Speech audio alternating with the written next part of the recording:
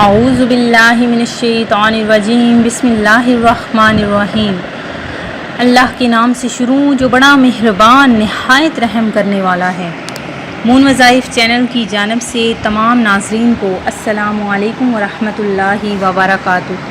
میں اپنا چینل مون وظائف کی جانب سے آپ کے لیے ماہ سفر المصفر کا آخری بدھ کا نہایت ہی مجرب وظیفہ لے کر حاضر ہوئی ہوں۔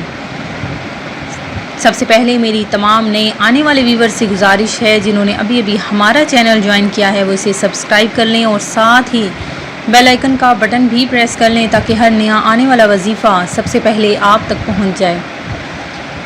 ماہ سفر کے آخری بدھ کی شرعی حیثیت کیا ہے وہ بھی آج کی ہی اسی ویڈیو میں ہم آپ کو بتائیں گے۔ فرمان مصطفیٰ صلی اللہ علیہ وآلہ وسلم ہے، جو شخص مجھ پر درود پاک پڑھنا بھول گیا وہ جنت کا راستہ بھول گیا۔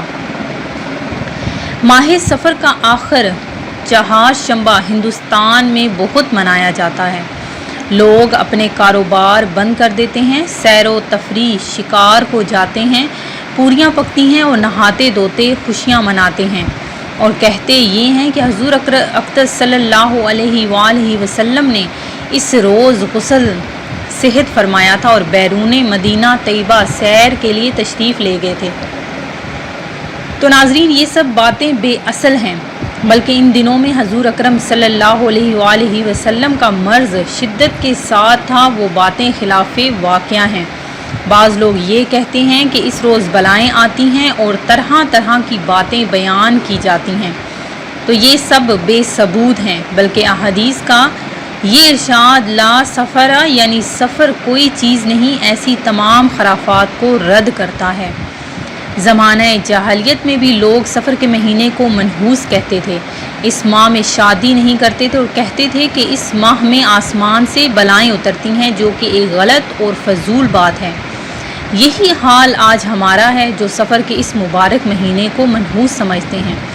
سفر کا مہینہ بھی مبارک مہینہ ہے جس کو سفر المظفر کہتے ہیں، یعنی برکتوں والا مہینہ۔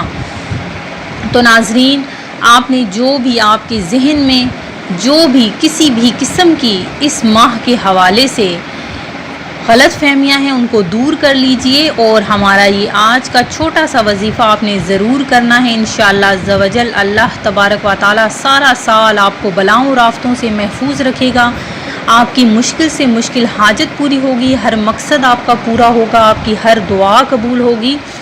اور اگر آپ یہ کہتے ہیں کہ سارا سال آپ پر کوئی بھی رات بھاری نہ اترے تو آپ نے یہ ہمارا وظیفہ کرنا ہے۔ انشاءاللہ عز و جل آپ کے ذہن میں جو بھی کسی بھی قسم کی جو بھی خدشات ہیں وہ آپ کے دور ہو جائیں گے، تمام جسمانی روحانی بیماریوں سے آپ محفوظ ہو جائیں گے، جان مال عمر اور صحت میں آپ کی برکت ہی برکت ہوگی۔ تو ناظرین ہمارا یہ آج کا چھوٹا سا وظیفہ آپ نے بس کر لینا ہے۔ تو آپ نے کیا کرنا ہے کہ اگر آپ بلاؤں سے حفاظت چاہتے ہیں، اگر آپ چاہتے ہیں کہ آپ کی حاجت پوری ہو جائے، تو آپ نے آخری بدھ یعنی کل کے دن میں یعنی آج کے دن میں آپ نے بدھ کو 4 رکعت اس طرح پڑھنے ہیں کہ ہر رکعت میں سورہ فاتحہ کے بعد 17 بار سورہ کوثر، 5 بار سورہ اخلاص، سورہ فلق اور سورہ ناس، یعنی تینوں کو آپ نے 5 بار پڑھنا ہے، اور اس کے بعد سلام پھیرنے کے بعد آپ نے 70 مرتبہ استغفر اللہ پڑھنا ہے، اور اس کے بعد آپ نے اللہ تبارک و تعالیٰ سے اپنے لیے، اپنے گھر والوں کے لیے، اپنے عزیز و اقارب کے لیے گڑ گڑا کر اللہ تبارک و تعالیٰ سے دعا مانگنی ہے۔ تو اللہ پاک آپ کو اگلے سال تک تمام بلاؤں سے محفوظ رکھے گا، آپ کی تمام حاجتوں کو پورا فرمائے گا۔ انشاءاللہ عز و جل آپ کا جو بھی مقصد ہے وہ آپ کا پورا ہو جائے گا۔